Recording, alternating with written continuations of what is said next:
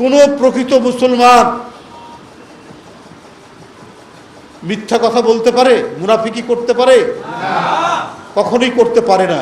কারণ আল্লাহ তাআলা তার ধর্মগ্রন্থের মাধ্যমে বারবার মুনাফিকদের সম্পর্কে সতর্কবাণী উচ্চারণ করেছে, কথা বলেছে। কিন্তু ইসলামের নামে রাজনীতি করতে গিয়ে মুনাফিকি এবং মিথ্যাকে যদি আশ্রয় করতে হয়, তাহলে আপনারা ইসলামের সাথেই বিশ্বাসঘাতকতা করছেন। আপনারা রসুলের যে ইসলাম, সেই ইসলাম আপনারা ধারণ করেন না। এদেশে বিএনপি সহ অন্যান্য রাজনৈতিক দল, পেশাজীবী সংগঠন, সমাজ এবং মুসলিম জনগোষ্ঠী প্রত্যেকেই ইসলাম নিয়ে ব্যবসা করে না, ইসলামকে ধারণ করে। আজকে আমরা প্রথম ইসলামের যে মর্মবাণী, ইসলামের যে নির্দেশনাবলী কার কাছ থেকে শিখি? মায়ের কাছ থেকে শিখি। সবচেয়ে বেশি ইজ্জত দিয়েছে ইসলাম মহিলাদেরকে। মা যতবার সন্তানদেরকে নামাজ পড়ার কথা বলে, জুম্মার দিনে মসজিদে যাওয়ার কথা বলে, বাপরা খুব কমই বলে। প্রথম আল্লাহর বাণী যিনি গ্রহণ করেছেন তিনি তো মুসলিম, তিনি তো একজন নারী।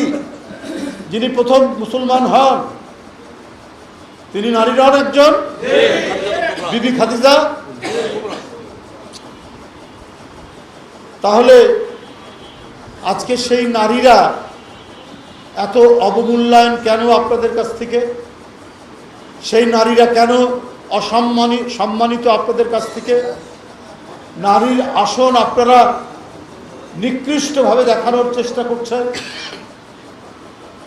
ভুল করে হয়ে গেছে, হ্যাক করেছে, অমুক করেছে এই বলে, যে এক সময় টুইটার, এখন যেটার নাম এক্স, ভেরিফাইড এক্স, সেখানে বাজে মন্তব্য করে, কুরুচিপূর্ণ মন্তব্য করে এখন নানা কথা বলছেন। এই যে সারা দেশে ছি পড়ে গেছে, সারা দেশের নারীরা, মহিলারা তীব্র ক্ষোভে ফেটে পড়েছে। এখন সেই আমির সাহেব তার এই যে নারীদের প্রতি অবমাননামূলক বক্তব্যের জন্য সারা দেশে যে তীব্র প্রতিক্রিয়া সৃষ্টি হয়েছে, সেটিকে এখন ডাইভার্ট করার জন্য তিনি এখন স্বাধীনতার ঘোষক নিয়ে কথাবার্তা বলছেন। গতকাল চট্টগ্রামে যাকে তিনি বলার চেষ্টা করছেন তিনিও কোনোদিন বলেন, যিনি প্রকৃত ঘোষক সাবেক রাষ্ট্রপতি জিয়াউর রহমান, সেই সময়ের মেজর, যিনি স্বাধীনতার ঘোষণা দিয়ে গোটা জাতির দিশা দিলেন, গোটা জাতিকে যুদ্ধে ঝাঁপিয়ে পড়ার মন্ত্রণা দিলেন, তার সাথে তার সহকারী হিসাবে যিনি কাজ করেছেন, তিনিও তার বইয়ে বারবার অত্যন্ত সম্মানের সাথে জিয়াউর রহমানের নাম বলেছেন। এখন জামাতের আমির সাহেব আমাদের সেই বড় ভাইকে, অলি ভাইকে প্রথম ঘোষক বলছেন। তো আপনারা এটা বললে এটা কি মানুষ গ্রহণ করবে? না। উনি তো কখনো বলেননি। উনি তার পেশাগত জীবনে, সামরিক জীবনে সহকারী ছিলেন এবং জিয়াউর রহমান যখন দল গঠন করেন, সেই দল গঠনের সময়ও তিনি তার একজন সহকারী ছিলেন। তিনি যে বই বের করেছেন সেই বইয়ের মধ্যে আছে। এখন জামাতের আমির রাজনৈতিক স্বার্থে সেটা বলার চেষ্টা করছেন। আপনাদের স্বাধীনতার সাথে কি সম্পর্ক ভাই?